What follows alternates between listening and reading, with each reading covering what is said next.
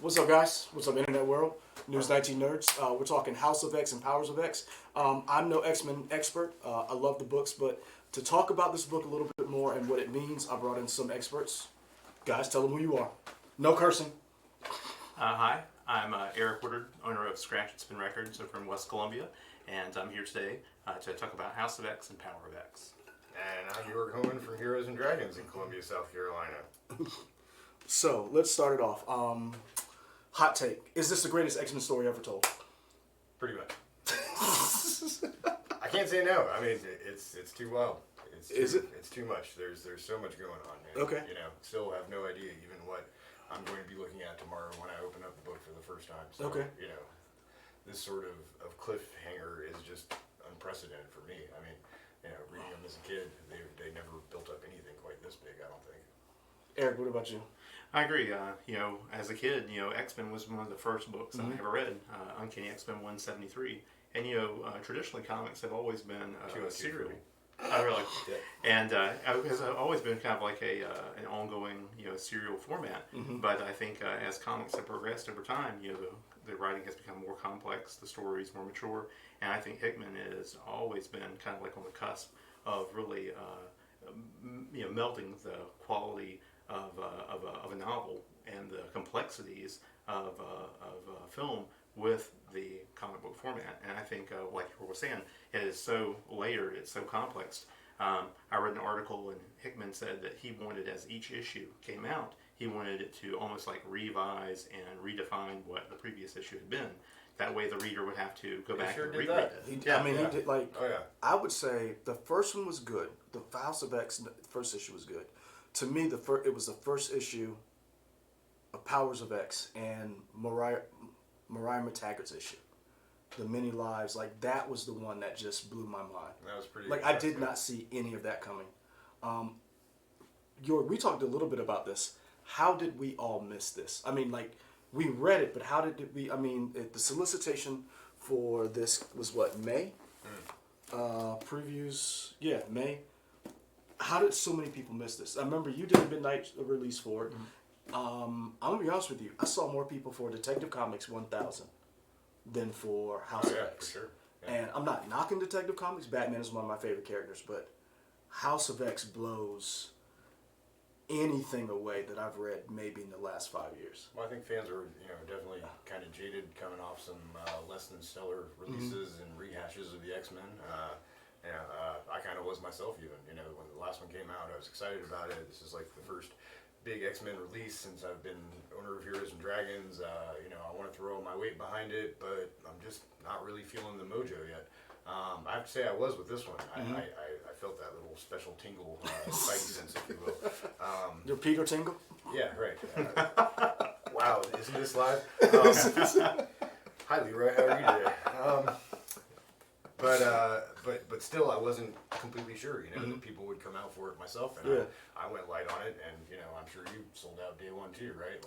It just completely vanished. It was like, oh yeah, I think I remember something called the X-Men on the shelves. Yeah, I think for us at Scratch and Spin, for me, Hickman's actually one of my favorite writers, so I actually went a little heavy on it. Okay. I felt like it was one of those things where, just simply put, his track record had been so stellar with his creator-owned books, his run on the FF. I felt like, whenever this solicitation did come out and, they were bringing Hickman back on board to Marvel, where he'd been going for so long, I felt like there was definitely, something cooking, something brewing.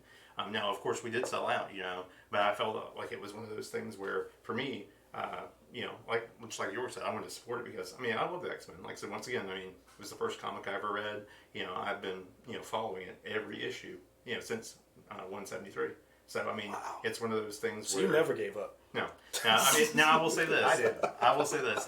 There have been many times over the years where I'm like, why am I reading this? Why am I reading this? This is not as good as it used to be. Chuck Austin. Yeah. Oh, yes. Yeah. But, however, it's one of those things poor where... Chuck. Definitely. I stuck with it, and I think that long-term X-Men fans, they understand that it's something where, as creators come in and out, you're going to have different quality. But, I feel like definitely that's been a huge deal with comic fans, with X-Men fans in general, is, there has not been consistency. There's been so much continuity issues, so many reboots, so many things like that. That, I mean, I think for anything, it was smart for Marvel to bring Hickman in to truly, reform the X-Men, to set up a new universe, a new take on them, and looking at what he did. Is with it a new Power universe? That's what I'm so curious about. Like, Right. are we going to go back to some sort of continuity timeline now with this next issue? That's what I'm like. Is it going to be taking place in one of these other lives of Moira? Right. Is it even going to matter in like 2 years when we get to like the end of his story arc with this whole thing, and then it's going to go back to like a traditional continuity X-Men? I mean, there's so many question marks hanging out there. I mean, like, it's just a giant field of question marks. I agree. I will say this, for those of you who have read it, this is, let me say, for those of you who haven't read it, we have read all the issues. We're going to be dropping some spoilers. We're talking about some plot points. So if you have not read this series yet, check it out. It's on Comixology. Go to your local comic book store. Harass the hell out of them, because I'm telling you, they may not have all of the issues. But they're coming. Second prints, third prints, fourth prints, seventh prints. I mean, it's for you guys. Explain to me. And the graphic novel comes out in November. Is it November? Yeah. Okay, the hardcover comes out in December, right? Because that's what I'm gonna buy. For you guys, what was the point when you realized this is changing everything? What was that moment when you were reading it and you were like, okay, you were blown away. Because I can remember in certain issues, in certain runs, I was like, okay, this is the moment that it changed. Because Hickman and Marvel said this is going to be up there with the pantheon of the 5 X-Men issues that changed the game. Giant Size X-Men #1. Like you were talking about that guy who got on board with Apocalypse when they did the little bit of Apocalypse's original introduction with Krakoa. And like he actually went out to fight on Krakoa's behalf. I was like, who is this? Who is this person called Apocalypse that's doing something for someone else? Like, this is not anything I'm accustomed to. And then penultimately him returning to the island and being like, oh yes, my old friend. I mean, like I was trembling. I mean, it was so intense. Yeah, because that's just. I mean, he's not the oldest villain, obviously, in the hierarchy of X-Men villains. But but then you take the oldest villain in the hierarchy of X-Men villains, and he's like actually, working alongside Charles Xavier for, like they're really in it together, and that's kind of amazing, and an amazing statement, really. I mean, the X-Men coming from a place of trying to look at social problems and finding ways to talk about it and work out ways to make society better, but in this sort of guarded fashion, but that these two huge opposing ideologies have finally realized, like, neither of our ideas are working. We have to find a new way. I mean, like, that was pretty amazing for me too. Eric, what about you? What was that moment that you were just like, Whiskey Tango Foxtrot, what am I reading? Well, I think for me, when House of X first came out, like I said, you were really kind of setting up the current storyline. And then whenever Powers of X came out and you started going through, the current, the 10, the 1,000 years, each one of those, it made me realize, how complex he was going to go. And as each issue progressed, I mean, in other words, the little things. That made you, because I was like, I don't know if I'm smart enough for this. well, for me, it was like whenever you saw truly defining moments for the characters. In other words, whenever you saw the characters die, whenever you saw them sacrifice themselves, whenever Nightcrawler, teleported him and Wolverine, out to the Where's edge. the tissues? Yeah, exactly. Yeah, and he disintegrates into the sun. I mean, they're, like I said, once again, spoiler free. But slashing away like a champ. I mean, oh my god. Right. I don't think I've ever actually cheered out loud for something that I manually had to turn the page to see the next part go. Yeah. I agree. It was very moving, and I think ultimately that's what Hickman does, is he invests in these characters. He gets the reader invested. He invests himself in the writing and the layout, the way the story is so combined, and the way it's so layered. I think that it's one of those issues where, as the reader goes through and reads this complex story, they rediscover what makes these characters great. And I think what really got me was... What got me was, you guys have been reading comics probably longer than I have. I started out with the X-Men. And lately, within the last 10 years, we've seen this explosion of Avengers love. And I'm not knocking the Avengers, but the Avengers were never the marquee book for Marvel. Oh, yeah. They were never like I mean, the '90s were the X-Men. We had the X-Men cartoon. I mean, that was their decade. Oh, and to me, pizza this place where you could get them on VHS. Yeah, I ate a lot of pizza that summer. Yeah. I have a question then to all What's the up? comic book experts up here. Someone who isn't a comic book expert by any means, Yeah. but enjoys the movies. Did the movies bring the popularity of the Avengers up, and that's when it shifted in terms of like, because I feel like people now think of Avengers being a big thing just from the outside. Yeah. Is that based on the movies? Yeah. With Yeah. Okay. Oh, yeah. But also, and let's be honest, part of that has to do with Hickman, because Hickman was writing the Avengers, and he started that whole idea with him, Tony Stark, and Captain America saying we need to get bigger. Also, you got it up over there. Oh, so my bad. Clay Porters, what's up? Yeah, I hadn't had a chance to read it. Okay. But what's up, Clay Porters? That was the thing that I think a lot of people forgot. The X-Men was Marvel's flagship book. The Avengers. X-Men and Spider-Man. Yeah. But they were both gone to different TV studios, so they had to work with what they had, and that's why we have gigantic Avengers and Guardians of the Galaxy now, and Thor. I mean, Thor was like when I was a kid.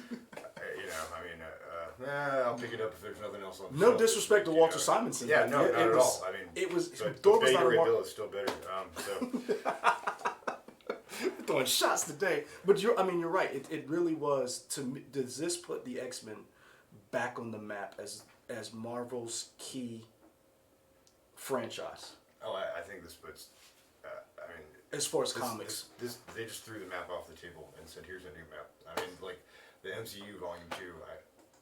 I don't even know what this is going to look like. I mean, like everybody thinks that like the first 10 years was this massive accomplishment, and it definitely was. But now that they've got FF back, X-Men back, please keep Spider-Man forever. Back. I can't even imagine the kind of stuff that they're going to come out of the gates with on this next run. I mean, it's going to be just astonishing. To me, I think this book proves or explains to people why everyone thought the X-Men movies were terrible. Yeah. Were objectively terrible, because this is what it's supposed to be. this is what it's supposed to be. For you guys, so let's talk about something that really kind of, I don't want to say bothered me, but kind of caught me off guard. There's only 10 Omega level mutants so far. Who did you? Let's go through it because I wrote it down. Monarch, Iceman, Elixir, Marvel Girl, Legion, Magneto, Proteus, Mr. M, Storm, Exodus, Kid Omega, Franklin Richards, who is Powerhouse, Vulcan, and Hope. Who isn't on that list that you were shocked? Oh gosh, that wasn't on the list. I mean, frankly, first off, like I don't understand why Iceman's on there. I mean, I guess if he really had a meltdown, he could do some amazing stuff. But like, I don't know. I feel like the things I've seen with him before, it would like tear his body apart and it would kill him or something like that. So, but of course, we haven't really seen him in these books, so who knows what they have in store for him, right? But who's not on that list that should be? Because I was shocked that Apocalypse wasn't on it. Yeah, Apocalypse for sure. Like I was definitely shocked. Rachel Gray. I mean, Nate Gray. Nate Gray. Nate Gray. You're right. Cable used to be the most powerful telepath and telekinetic in existence. I was shocked Cable wasn't even in this book. Yeah. Well, But- he's going to be in the X-Men book. He is, but from the cover. I was shocked he wasn't in. I mean, you got 12 issues. I did not see Nate Gray at all. I mean, man, back and forth from the future to the past. You think he'd be sitting You on would the thought he council somewhere? Thank you. Right, Okay. Yeah. Might have some insight, but I mean, really, his experience with the future, does it even matter anymore? I mean, which of Moira's lives was he in while he was bopping around the future and all? I mean, yeah. I think that's a good point. I mean, speaking of Moira and her different lives and her realities, and linking into what you're talking about with Omega Level Mutants, I'm surprised that that her son Legion was not on there. Yeah, And Legion for sure. Yeah, I was wondering. Legion is on there. that too. Legion's on there. Was it? Legion. Yep. Legion. David Howler. Legion's on there, and Proteus is on there. Yeah, Okay, I was gonna say the as far as that goes, it's now I of course have read all the stories a long time ago, but as I'm going back, I don't really remember Moira being as important of a character, And She was always kind of like a. I don't want to say a cast off, but she was always kind of like a. Oh, I'm going to study the mutant gene, and that was it. Well, I think what's interesting is by bringing in these different lives, in seeing that she has the power of resurrection, that kind of thing. It's interesting that with Legion being her and Charles' son, in other words, where his powers might come from, because it's not because Charles himself is the most powerful telepath on the planet, and his powers really alter reality, so you could kind of see where Age of Apocalypse. Yeah, I mean it's just it's amazing to look at the layers, like the little tidbits that Jonathan Hickman must have pulled out to string all this together. He took a lot of that out of Excalibur. I mean, like that was something I read a lot as a kid too. I really liked that book. I was all caught up in Arthurian myth as a kid, and then X-Men was one of my very first comics that I got into, and then there's this thing called Excalibur. Yeah, I'll check this out. I mean, that was in my lifetime, and Moira factored more prominently in that because it was based out in the UK. So Muir Island was like kind of their base or whatever for all those guys. But still, she was like sort of just I'm here when you get back. I'll bandage you up. Yeah. And, give you a pep talk kind of thing. She wasn't ever really out there in the field up until like the Phalanx Covenant. But I was just thinking about that, and of course the Phalanx figures heavy into this whole storyline. Huge. It seems like it's going to. Yeah. Maybe they don't even ever happen now because of what happens with this. But so let me ask you this. Okay, so we talked about Omega 11 mutants. What did it feel like? You talked about Apocalypse. That moment when you saw, because I'm trying to figure out who are their villains now. Because Exodus walked through that portal, and I literally had an blank moment. Like I literally, like you said, I yelled. I was like, oh my gosh, how do you pull that off? How do you get Exodus and Apocalypse to basically bend the knee? And that whole dialogue between Xavier and Apocalypse saying, I understand, and this is, and it's almost like they came to his way of thinking. He's like, I'm good. I got what I wanted. Well, did they come to his way of thinking or Moira's? Because, when he read her mind on the bench, she was the one who had the message to deliver. And then she's down below the island or whatever in her nowhere place. She seems to be kind of the puppet master of the whole thing. Pretty much. Yeah. What did it feel like to have, because Hickman's from South Carolina. Yeah. He lives in Florence. What was it like when you realized that a writer from South Carolina might be the greatest Marvel writer of all time? I really hope they put more money into education. Yes. Because obviously South Carolinians have some good, fun stories to tell, I mean, I'd say that's like even a historical point of pride for us, I mean... I have a question. Yeah.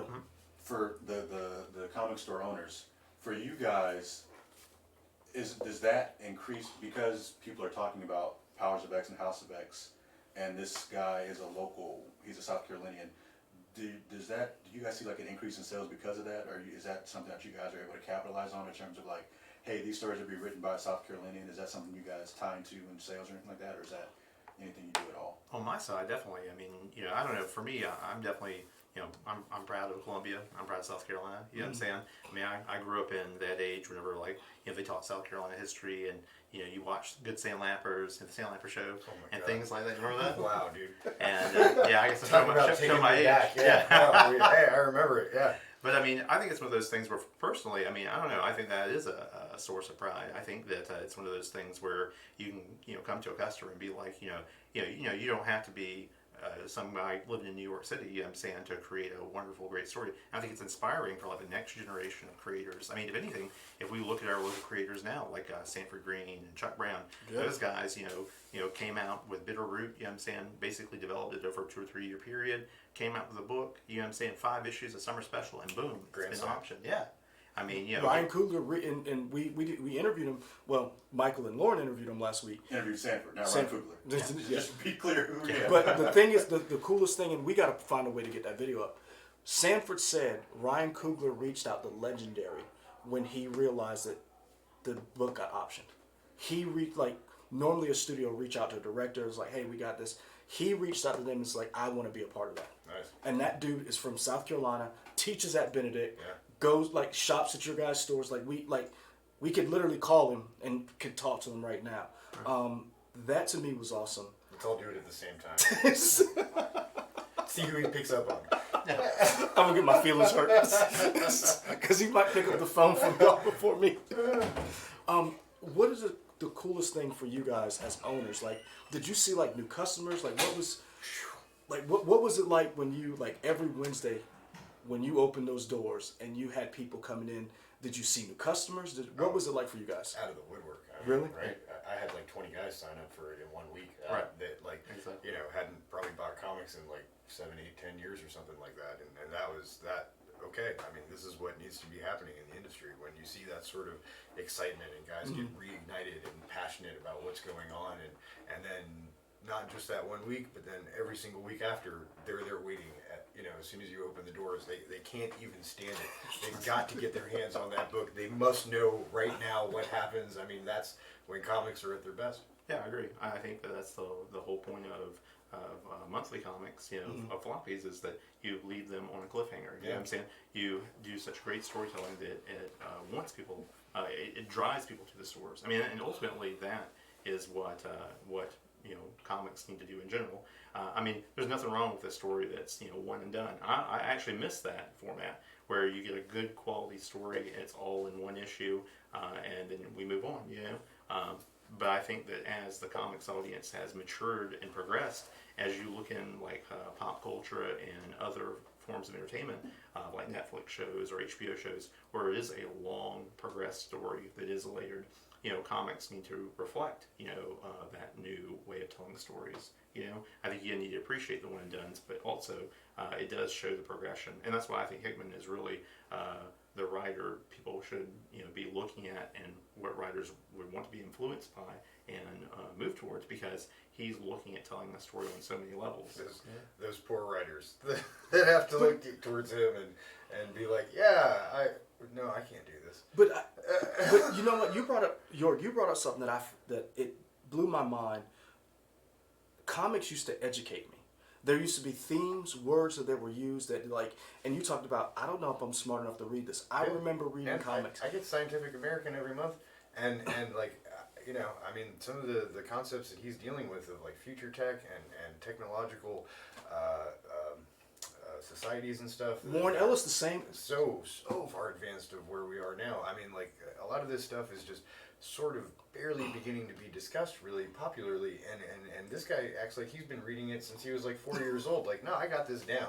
Like, let me show you what it's all about. And it's like, wow, man. I mean, yeah. Like I when I was reading, and we talked about the charts. You just talked about they're going to have to change the way they tell stories, and it feels like Hickman is pretty much a prophet, where he put in, like, if you remember the graphs when he talks about the Quiet Council, and then you remember you would have like names blacked out, and then as each issue went along, you would see other names revealed, or you would see what is the kennels from the future, and then he would break it down. What is this, and what is a singularity? I was like, he's literally describing what a singularity is in a comic book. What does that mean for future writers? Like, is he like here and everybody's here? Like, well, how do you match that? Yeah, the four guys that have to write the other books that he's not writing, have really got their jobs cut out for them. I hope they've been, sitting in at some like NASA conferences for the last year or so just to get ready for this, because like I don't even know how else you could prepare. I mean, unless they're coming back to a more like urbane, normalized Marvel universe that the X-Men find themselves in here. But if any of this phalanx stuff is going to come to pass in the next couple issues to arrive, they've got some big shoes to fill for sure. Yeah, I told you my prediction. I don't even know if I want to say it to the general public, but one of these writers is going to deal with depression before the end of the year. That's. But I honestly think this is going to be hard. Like, how do you follow this up? Like, how do you? Well, he says he's got it worked out for 3 years, so I don't even think that's a concern. And 3 years, I'd say, gives him enough time to plot out plenty more. No, I agree with that. I think from what I've read that Hickman is a meticulous storyteller. That I think someone had told me once that he uses was it like a postcard system where he goes and takes and will write down ideas and he places it on a board and basically has strings running. That way he can tell all these subplots and be able to keep track of everything just over like the a course psycho of killer. exactly like going and profiling. You go through and you're basically building the story. We need to find Hickman's house, and I want to see this board. Yeah, right. I mean, So we need to Zillow his house, find out, and when he leaves to go grocery shopping, send in the drone. Right. But one of the things I thought was cool as hell was the fact that we have read. You talked about he did Fantastic Four. We've talked about he did Avengers, and this is a man who literally created the modern Marvel universe after Secret War, Battle War. I think the coolest thing that I thought that a lot of people are forgetting is that he wrote Fantastic Four, and he had that throwaway line between Cyclops and the Fantastic Four, and he was like, "Tell Franklin Richards his family says hi." Franklin Richards is a mutant, and do you guys see some type of crossover or something coming down the pipe where we're going to see more, because he's written all of these characters, so it's almost like he can pick and choose. Will we see the Fantastic Four or Franklin leave the Fantastic Four and join the X-Men? I think my thing for the last couple of months has been I see the whole Marvel universe moving into space. I mean, this seems to be where it was headed anyway, and obviously getting the FF back, opens up a world of exploration for all the Marvel universe. But the X-Men are in a Shi'ar modified craft heading out to the Mother Mold. The Mother Mold is orbiting the sun. Obviously, humans are like at least technologically capable of building something right there orbiting the sun, feeding off its energy, producing stuff. They're not, burning up a la Wolverine. I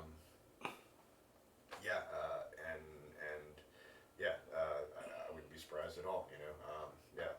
Maybe even some sort of like ultimate either team up or battle between them or something like that. If the vision of these combined mutants goes awry or something like that. Like Avengers versus X-Men or something like that. But with the FF, yeah, sure. I mean, we saw that before with the Avengers versus the FF when the Phoenix Force came back. Plus, we got Annihilation coming up at the end of the year. That is true. I mean, yeah, it's obviously moving out onto the cosmic stage, And Black Panther, Wakanda's being out there in space. He's been out in space for over a year now. Yeah. Right. You might be onto something. I'm gonna keep track of your. Eric, for you, when you did your midnight showing or your midnight release, was that one different? Well, I think it's one of those things. I was there for one day. I literally looked over in York and I was like doing. Well, like I said, I think as far as that goes, like what York was saying, I think this surprised people. You know what I'm saying? I think across the board, across the country, comic store owners, people in general were going and taking and basing, their orders and their expectations off of previous X-Men books. And I mean, I think that's across the board. That was most dealers, I think. Wouldn't you agree? I mean, I think it's just one of those things where they're like, the tough part of being a comic book store owner is, once you put in your order, I mean, there's no going back. So you don't want to over order, you don't want to under order. And for those people out there, you guys order how much in advance? For the X-Men coming out now, when was the final order cutoff? The FOC. 3 weeks ago or so.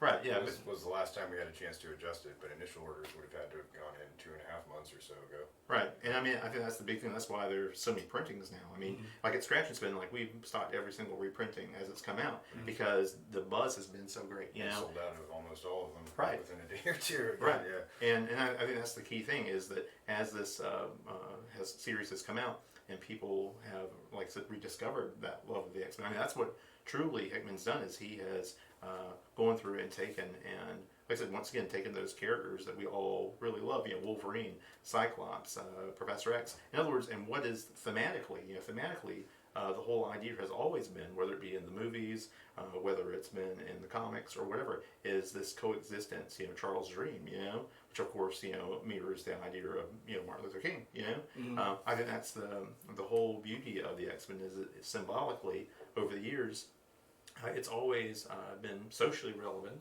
It's always been symbolically relevant, and I think that's what Hickman's going back to. If you look at what is he doing? He is basically, they're creating a mutant country. They're a mutant home state. Now you could look into all kinds of modern day political comparisons. In other words, like the creation of Palestine or anything. And you can look at how that would affect. Yeah,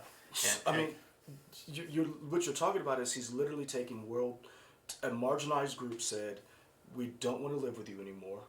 We're going to go do our own thing. He developed a language. I want to hear what this language is. I need Hickman I need somebody to speak it. But there's no speaking it. But Doug's the only one that can. I kind of think it sounds like prairie dogs chattering actually when I read it myself. Just really fast. Something like that. But we don't. But I mean, we don't know. But you're right. He's literally taking real world events and placing it in comics again, and saying, "This isn't just entertainment. Right. I'm going to educate you along the way of huge ideas." Like when you read those, George, you remember reading comics back in the day, and like having to look up something, and like going back and saying, "What does that mean?" Editor's notes, yeah. See issue, blah blah blah, Bob. Yeah, I mean, I love seeing those. And I'm so glad that he's bringing back that kind of writing. Ray Sean has a question. How many issues will be in the hardcover? All 12, I think. All 12 will be in there. Is that a Rayshawn Chandler? No, Okay. Ray Sean K. He's one of our subscribers. You said the trade paperback comes out in November. The and hardcover. Hardcover. So all 12 I think it's issues. November. It's hard to tell on the ordering sometimes. Yeah, You get the initial orders and it's like 300 plus pages of stuff. The added I pages. can't remember every detail. They added pages. So you're going to get basically. It's probably going to not be that size. It's probably going to be closer to this size. Bigger size. Yeah, I think the retail price is like $60 or $70 or something. It's not going to be cheap, but for what the sets of all 12 issues are going for right now, that's still half price or more. So yeah, it's going to be worth the pickup at that price. Definitely. So part of the thing that part of the reason why we're doing this because you guys are doing something big tomorrow night. A lot of people don't know comics come in on Tuesday, and everybody If we're lucky. UPS permitting, and all these guys here with George on the side over here, you guys bag and board everything, set up subscriptions. You guys are doing a midnight sale. Mm-hmm. Why? What's coming out tomorrow? X-Men 1. Yeah. I mean, of course, there are lots of great books that come out every single week, and Yeah. there's a lot of exciting stuff coming from Marvel, from DC, Image. There's always something cool coming out every week, and that's why the beauty of having a comic shop is you can come in, have that community, discover new things. But I mean, for us, the reason why we decided to do X-Men #1, for like I said, once again, my personal reason is, I've always just been an X-Men fan, and like I said, seeing those guys come in every single week, seeing that excitement building, It's rubbed off on me. I mean, and then the writing's there on top of it. I'm as giddy as I was when I was 10 years old, skating to the grocery store to get my books off the shelf.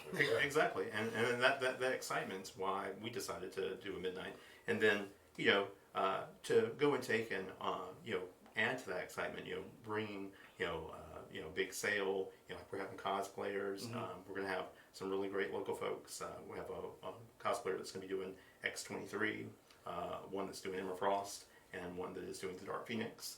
Of course, we're gonna have some great local artists that are gonna be out there, selling prints, showing art, things like that. And we're just trying to create like an event to build that excitement, to keep that momentum going. I mean, I think ultimately any type of product that you're trying to sell is all about getting that consumer's attention. And I think because X-Men is such a flagship title, such an important title for for Marvel, you really want to support that, continue that excitement, and keep it going. What is one of the things you're looking forward to? And each of those, because there's X-Men, Excalibur's coming back, New Mutants. We got a book called Fallen Angels and Marauders. That's 6 books. X-Force. And X-Force. Yeah. And then we have a Wolverine that was announced at New York City Comic Con next year. Our first real Logan Wolverine book in 5 years? Because all the rest of them are Old Man Logan, Hunt for Dead Man Wolverine. Logan, Yes, stuff like that. What's out of these 6 books coming out? Which one has you the most excited? I don't even know. all the team ups are so Weird. There's no historical basis for a lot of them. I mean, Apocalypse working with good guys. The Summers family basically is going to be X-Men 1 plus Wolverine. Just to throw in some chaos. And the little love triangle. I'm sure that'll come up somewhere, right?